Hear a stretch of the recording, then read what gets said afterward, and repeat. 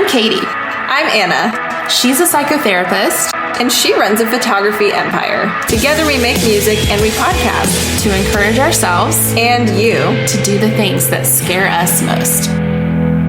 Well, hey, Anna. Hey, Katie, what's up? Fancy seeing you here today. I know, right? It's not all the time that we get to just talk to each other for a change.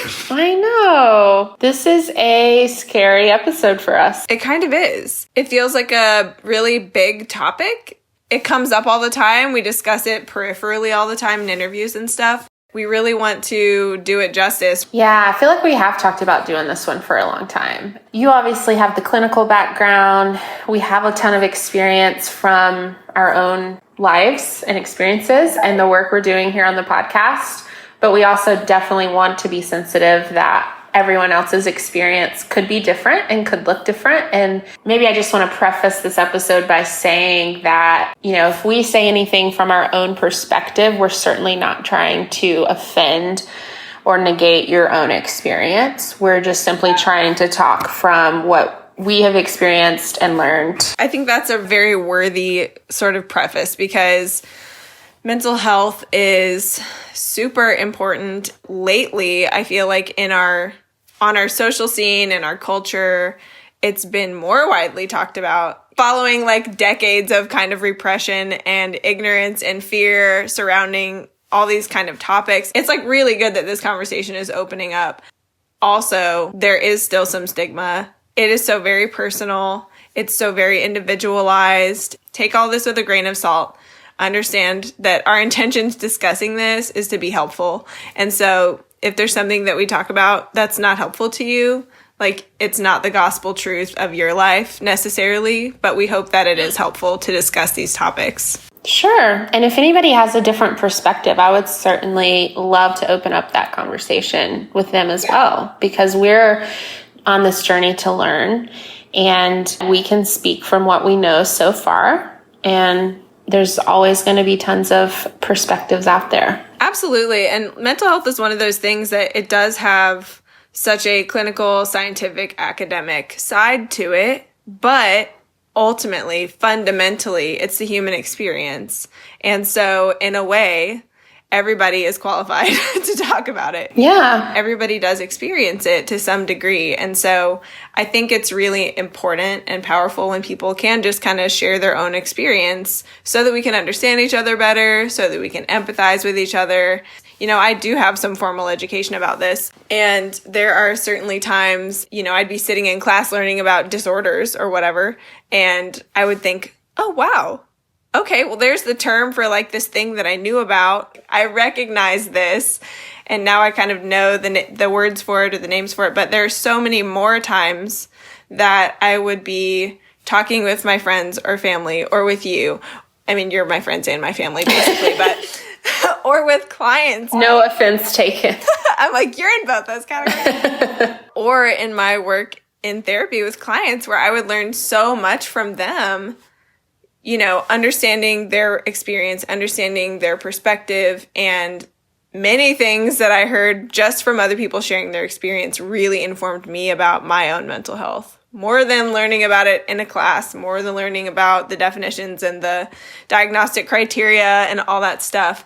I mean, because it's so grounded in our human experience and our relationships with each other, that's exactly why these kinds of conversations need to happen, because that's really where we can sort of disarm the whole conversation more, is when we do talk about it and we do feel safe to share our own experience with each other. This has come up for us so many times in our interviews with lots of people the whole time we've been doing this podcast, but we specifically talked about this with Michaela last week, and we really just both thought a lot more about this after talking with her about it and hearing her perspective. Let's just dive in to the world of mental health and talk about it a little bit. Well, sure. And now that I'm thinking about it, it's funny to me that we've been talking about fear for so long without talking about anxiety, and that hasn't been because we're ignoring it, so we just wanted to go ahead and just talk openly about it. So what has been your experience with mental health? Yes. To dive right in. My non-career, non-academic experience with mental health, like my experience as a human being, has been long and storied, I would say. But it's really interesting that we do talk about fear all the time. Anxiety is definitely something I've dealt with. General like mood regulation and depression, that's stuff that I've wrestled with for a long time, probably my whole life really. Grief, trauma, stress, like all of these things are part of mental health, and they're such common experiences. And so when we talk about fear, that's one layer. But many people, and myself included, are experiencing fear. And that's layered on top of some baseline anxiety. And that's layered on top of a depressive episode. And that's layered on top of some trauma from the past. All of it coexists. Nobody I know personally who's walking around with no hiccups in their mental health or no things that they're wrestling with occasionally or even all the time on a day-to-day basis. And then they're trying to sort of take what they've got, use what they have, right? And move forward and do something scary on top of that. That is part of why it's so brave to do scary things, because nobody's walking around like a blank slate with no mental health stuff going on. Mm-hmm. Obviously, as a mental health professional, I understand the importance of diagnosis. Diagnosis of any of those things, like you could have an anxiety disorder, you could have a mood disorder. All of those disorders exist on a spectrum of functioning. So just because you experience some anxiety doesn't mean you have an anxiety disorder. But on the flip side, just because you don't have a diagnosed anxiety disorder doesn't mean that what you're experiencing is an anxiety. So it's really crucial to recognize what's going on with yourself without being freaked out about, oh my gosh, do I have something, right? Like that's kind of where the stigma comes in. All of these things are on a spectrum of human experience. Here's a question I have for you, because I said to you before we started this, I know personally I have experienced anxiety. I've never had a diagnosis. And I said, I don't know if that's because I've just never gone to a doctor or not. So my question for you is there any scenario where if somebody went into a doctor and said, I've been feeling anxious, that they would tell them they don't exist on that spectrum? Like that would be pretty unlikely, right? Yeah, I mean, I don't want to get off in the weeds with this, but it does get tricky. There are diagnostic criteria for everything. And so a lot of things have some kind of a time component, like you've been experiencing this for 6 months or more. Other types of criteria are like you're experiencing 5 out of these 9 symptoms almost every day for this period of time. So it's like if you have bits and pieces of those experiences, you may be experiencing anxiety, but you may not meet full criteria for a disorder, right?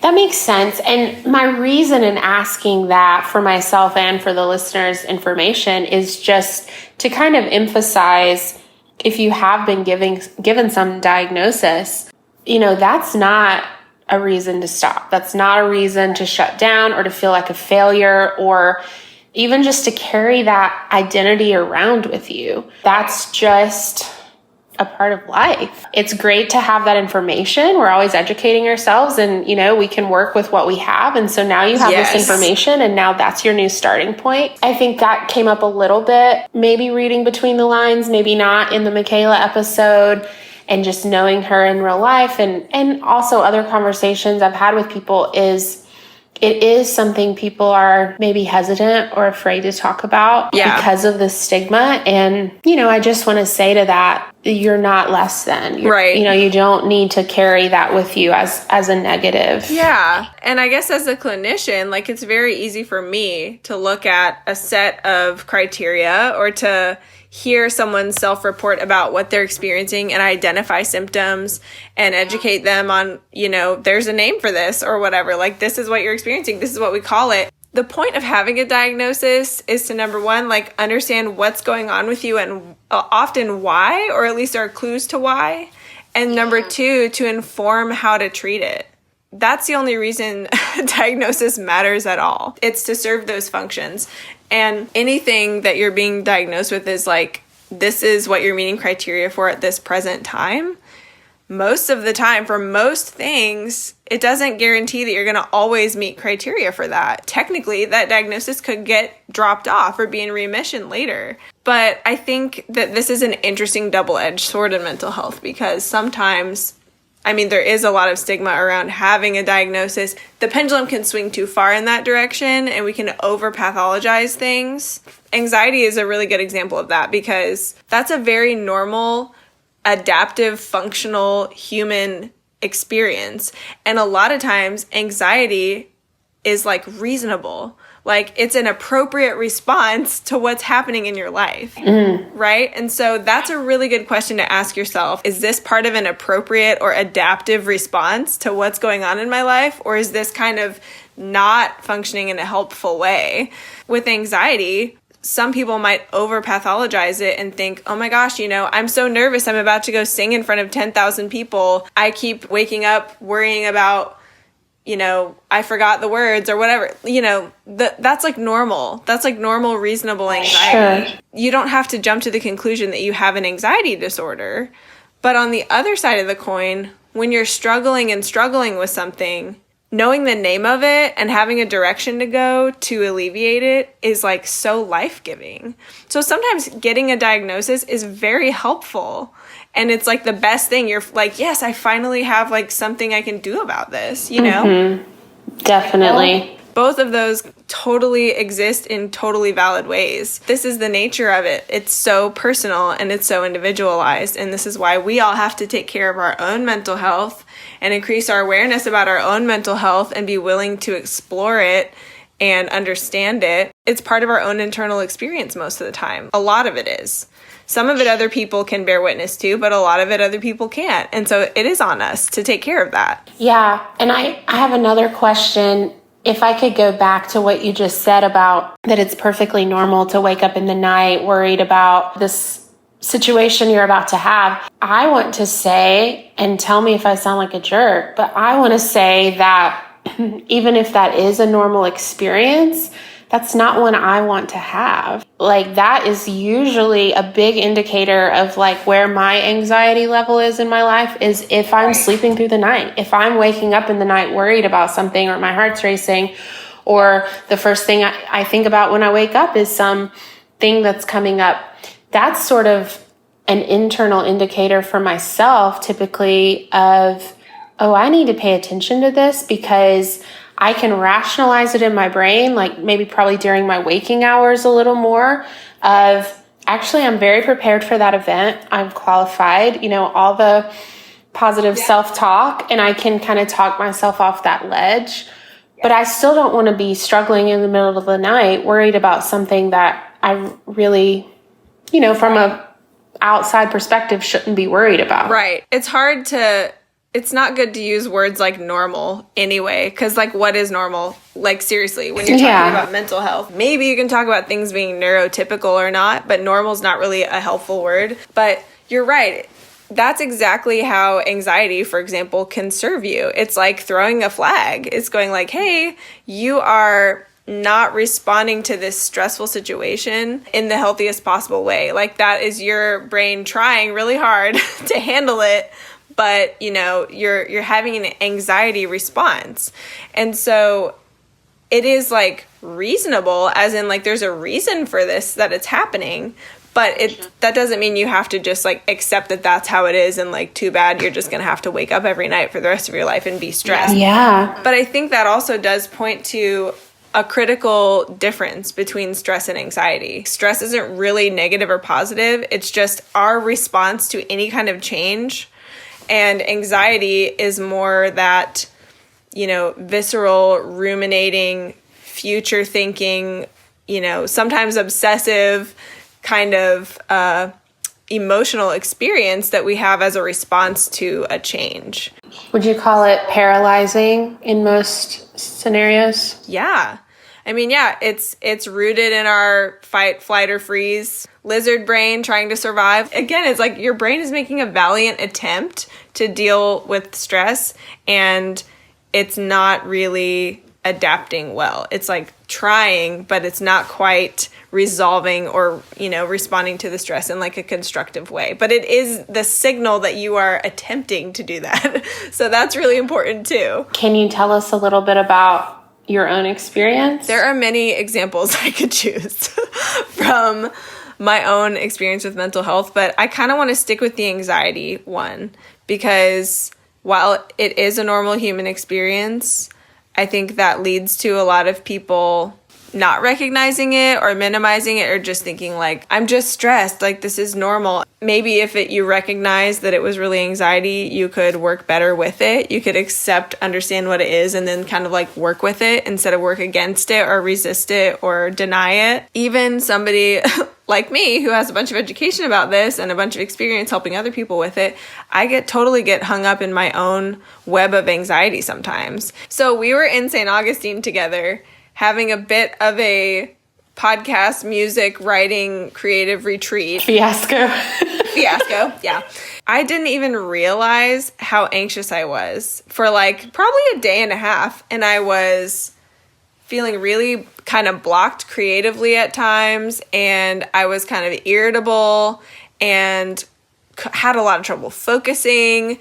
I had these visceral physical feelings of anxiety that I was barely aware of at all until you noticed how I was being and you were like, hey, I think you're expecting too much of yourself. And you were exactly right. I was creating a whole bunch of anxiety because I sort of had some expectation that I had set for what I wanted to get done on that trip, for, how I wanted things to turn out. And I was getting frazzled. And the thing is, I didn't like suddenly develop anxiety in that moment. Anxiety is an ongoing ebb and flow experience for me. So this was like an opportunity for it to creep in. And I wasn't even aware that what was going on was that my anxiety was building up. And you noticed my behavior changing a little bit, probably, and like, I don't know, maybe my attitude, maybe you saw me acting frazzled, but you literally noticed what was going on before I did. And so you just saying that to me made me turn on my brain and go, wait a minute, I'm not just going to react to my situation, to my environment, to my expectations I didn't even consciously think about having, and when I say turned on my brain, I mean like not just letting the basic instinct of survival drive the bus. I mean, like I turned on my cognitive functioning and my ability to reflect and observe myself and notice like, oh, I know what this is. This is anxiety. We were looking at it through a new lens once you realized. I only vaguely remember that situation, but that's so relatable. I mean, I've done that so many times. Yeah. It's like, think about if you have ever gone away for a writing retreat and had a really great experience.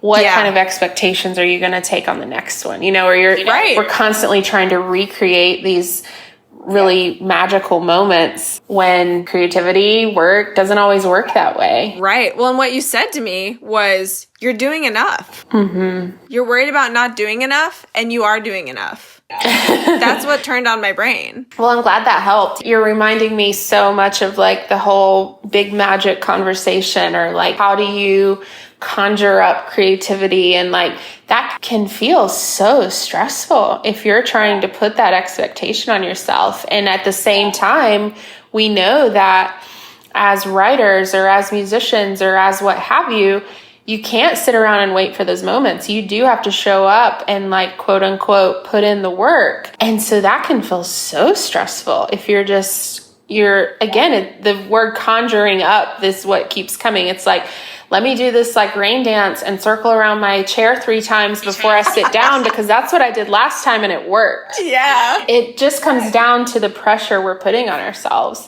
But I love that example of, you are doing enough. We're all doing enough. And whatever that looks like each of us for our day to day, we got out of bed, we washed our face, we fed ourselves. How much of a responsibility is this every single day? You got your kids dressed and to school. That is huge. And I don't want to just pass over the fact that if someone is struggling with mental illness, those things might not be easy. They might not even be possible some days. So on days where I got up, I did the things, I chose a healthy meal over an unhealthy one, like that is huge. And just, pat yourself on the back, rest in that, turn the freaking Instagram off, because those people didn't do that in a day. They manufactured that, and you don't need to compare yourself to that. I love that. That's very practical, no nonsense advice. This handy example is with anxiety, which is very handy because I have been diagnosed with anxiety disorders at different times in my life. And I've also experienced depression. And I think anxiety is a very common experience, whether it becomes pathological or not. But, depression is another super common one. And a lot of people, same thing, like don't really understand that what they're experiencing is depression. Sometimes it looks more like anger or irritability. Sometimes it feels like it's more physical than sort of mental, and anxiety's like that too. And so I just want to say to everybody, like, if you're curious or concerned about your own mental health, go and educate yourself on what sort of actually defines these things and try and understand them better. And I know that in and of itself can be scary, but knowledge really is power in the world of mental health. Understanding what's going on and being able to identify yourself again is so important. So there's a lot more to mental health than just anxiety, but I'm kind of focusing on that because it's one of the most common experiences. And depression is also a very common experience. I think we have some other practical things to kind of leave you with, whether you're experiencing anxiety, depression, or something else, and or both. Like those coexist a lot. And I was just going to say, don't be afraid to seek help. See a doctor, see a therapist. I get inquiries quite frequently for coaching with people coming to me with things like this. It is a very sensitive, fine line because for those who might not know, therapy is dealing with past experiences and more of those mental health experiences. Coaching is dealing with your present and your future. I don't take on clients that are coming to me saying, I want to work through a traumatic experience. I mean, that's something I hear a lot. That is not what coaching is. I'm not going to be the one that can help you work through a traumatic experience. However, if someone comes to me and they say, I have anxiety, I have depression, I have what have you, like I know that I have it. I'm working with another qualified professional. I'm working with a therapist simultaneously, but that's also not a reason to not go ahead and do the work with someone like me who's going to help you move forward. Like we talk about all the time, we're doing this in spite of fear. The fear didn't go away. We're doing it with the fear. So, relate that to anxiety. We're crushing goals and we're moving forward even though we have anxiety, even though we have depression. And some days might look a little slower, and it's just part of what we're dealing with in the day-to-day. But it can be done simultaneously. And I just want to throw that out there as well. Totally. And I think that we even talked about this with Dr. Matt. Everybody who's out there helping people through, whether it's mental health or future goals or physical health or whatever, there's different help for different things. And there are different helpers for different people. And so I would just encourage everybody to be relentless to find who's going to be able to help you personally, specifically, because even in the world of therapy, if we're just talking about therapists, oh my gosh, there are as many kinds of therapy as there are therapists, basically. And everyone's a little bit different. And the single biggest predictor of effective therapy is a good fit between the client and therapist. It's a better predictor than what symptoms you're experiencing. It's a better predictor than what interventions the therapist is using. It's a better predictor than the length of time you spend in therapy. Like, it's literally the most important thing. So I have to believe that applies to other areas too. I think that the more in our culture that we can get into the habit of asking for help and having as simple or as sophisticated of an approach to getting the help we need, the more we can pursue it in whatever way we can, whatever way makes sense, the better off we're going to be. So that's definitely one of the biggest pieces of advice that we could tack on to the end of this episode. Yeah, like don't be afraid to ask for help. Don't feel like because you have something going on, no one can help you, or, you're not going to be able to move forward, I think would be my advice. Yeah, definitely. So there's kind of that getting specific help for the specific things you have going on. That's like one layer of it.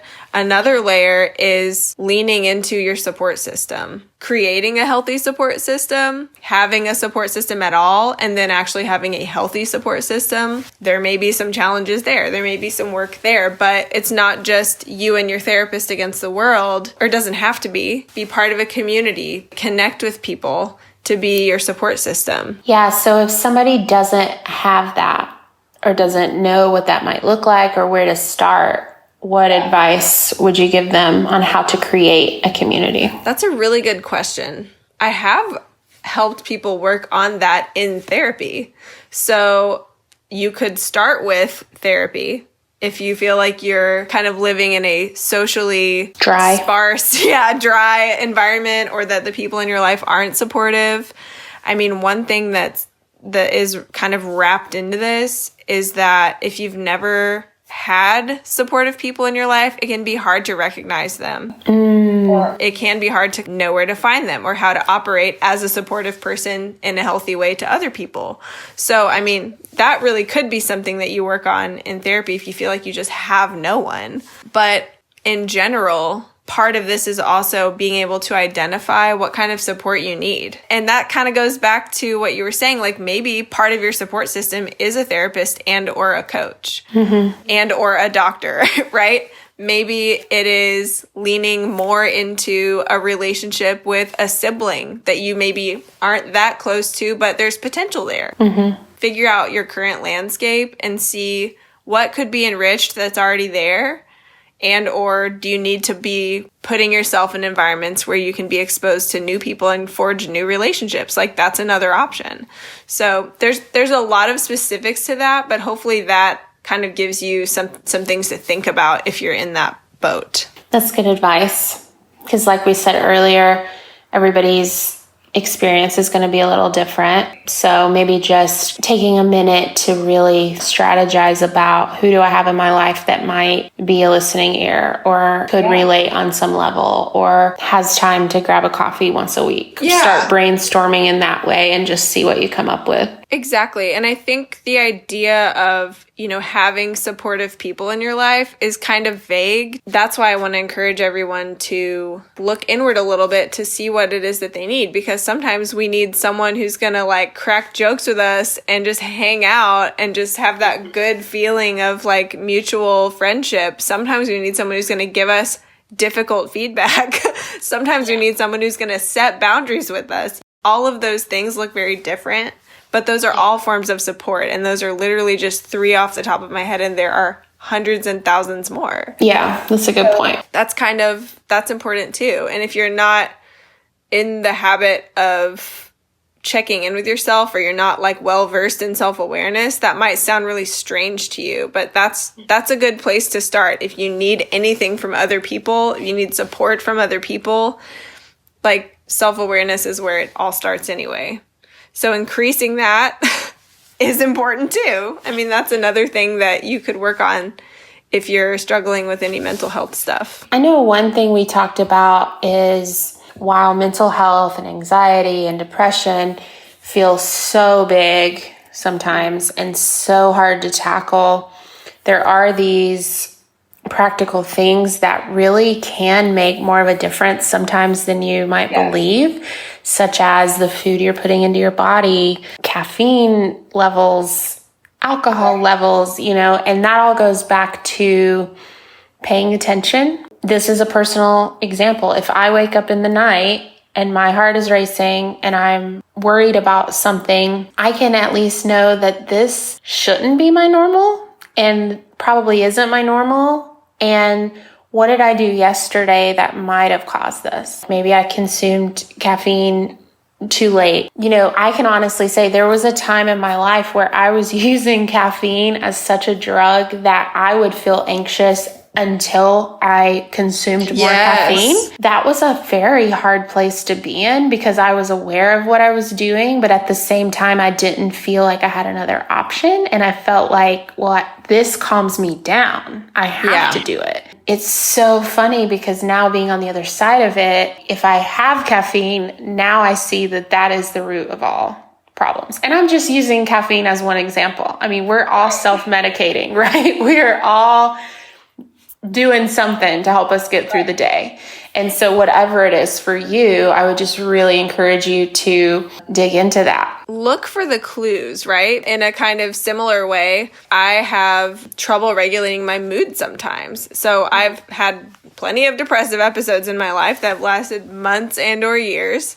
And I've also had elevated moods, and those tend not to last as long. And so whenever I have an elevated mood, I have learned how to manage it. And so much of what I use to manage it is physical itself. It's like the 1-2 punch of self-awareness and sort of a physical change. So if I have an elevated mood, as soon as I notice it, I make a concerted effort to more regularly pay attention to like what's going on in my mind and what's going on in my body. So I automatically start checking in more, and I cut back or totally off of any kind of sugar, caffeine intake, because just like you're saying, and just like with anxiety, if you've already got your nervous system in like a heightened state and then you're throwing like stimulants at it, you might push yourself over the edge and then you're having a panic attack. You know what I mean? Yeah. Whatever you can do to sort of work with what's going on, not throw up more obstacles for yourself to get through it. That's so important to just know what makes a difference. I might do deep breathing. I might do yoga every single day if I'm feeling like I'm in a little bit of an agitated state or more of an elevated mood. I have my own therapist too, mind you all. I've been in therapy for years, and I keep stuff like this in check by regularly talking about it in there. I talk to you about it sometimes, I talk to my husband about it, so I have some accountability and other people are aware that it might be a challenging moment for me for one reason or another. Mm-hmm. And so it's just like, if you can give yourself the best shot possible at sort of moving through whatever you're experiencing instead of getting caught in it. The physical world that we live in, our environments, our bodies, you know, your brain is part of your body. So what you do to your body affects your brain. Hate to break it to you, but... Well, and speaking of our bodies, exercise. Yes. And again, as someone who has never been diagnosed, just hear that this is my, personal experience. So many times if I catch myself, I work from home. There are days that I don't always leave my home or have human interaction. And if I find myself getting to a place where I just have no energy, I'm not super motivated, I can see these quote unquote symptoms coming up, right? It sounds counterintuitive, but just exercising, moving your body, like it is, obviously we all know it's releasing endorphins. It is going to make us feel better. It's going to give us more energy. It's an easy one to forget when you're in that place of, I don't want to do anything. I don't want to get out of bed. Like I can't. Go outside, get some fresh air. There's so much science about grounding yourself in nature. And vitamin D. Yeah, it gives you things that you need to live and function. And so just paying more attention to these things seems simple. Seems like it's a little tiny Band-Aid and that would never work. So don't hear it as us being insensitive, but I think it really can make a big difference. Well, yeah. And I mean, speaking from my own experience of being depressed, it does seem like the hardest and / most pointless thing in the world when you're actually depressed to get up and move your body. Like it really doesn't seem like something that matters at all or that will help, And that's just part of the nature of the beast. But all these things that we're kind of suggesting or pointing out in this episode are just little ways that you can help put yourself in the best position. These are not cures and they're not treatment plans. If you have some trauma that keeps coming up in your life from your past, like please go work through your trauma with a mental health professional. Yes, talk to somebody. Please do that. Going outside is not going to solve that for you. Probably. Okay? Like unless you just run into Anna outside and you're like, "Hey, my new therapist. Thank you." Right. So you have to recognize what's going on if you're going to get the help that you need, depending on what it is. Yes. But it really is important that we're not just running around with our hair on fire, that we're not just, showing up on some therapist doorstep as our last ditch effort when there are these other things that we can do to just generally do good maintenance for our mental health. If nothing else, I really hope that this discussion lets you know that you're not alone. Yes. And that it is such a human experience to wrestle with mental health challenges, and that there are people, even if it's just me and Katie and we're the only two in the whole world, which is not true, but even if it were so, like, there are people who get it and who are not going to judge you about it. It's a lot less scary when we can all face it together. I think most people get it, whether they're bringing it up in natural conversation. Everybody's dealing with this. So absolutely, you're not alone and you are enough. You do have what it takes to get through this. And even if it is something that never goes away completely and you're dealing with it every single day, just know that people love you and care about you and are going to be there for you as you deal with that. Definitely. I always used to say this in sessions. I said it so many times to clients because I think it's so true. That when you are hiding, trying to rein it in and just keep it all under control, you're not protecting yourself, you're protecting your problem. Don't protect your problem. Ignoring or trying to sweep it under the rug is not going to serve you in the long term. Yeah. Don't get me wrong. There are definitely times that we can power through challenges. We can jump over obstacles. We can get through some stressful stuff and get to the other side. And, we don't have to have a mental health crisis every time there's a stress in our lives. But as we're jumping the hurdles and as we're going through stressful times, doing that with some consideration for our overall mental health is just vital. That awareness alone can be what keeps you from having a mental health crisis. Yeah. Don't defer the maintenance on that too much. We love you guys. We are cheering for you. And we want to hear your thoughts about this episode. So don't be a stranger. Send us a message. Comment on one of our posts. Let us know what resonated or didn't. And we will be back here next week with you guys. Yes, we are all in it together. Yes, you're not alone. Thanks for joining us today on the Doing Scary Things podcast. If you liked today's episode, please subscribe so you never miss one, leave a review, and share it with a friend. You can find our new album, Whisper, under the band name Jasper and Jade. Until next time. Hi, Anna. Let's just pretend like we're reading this whole episode. Oh my gosh. Welcome back, everyone.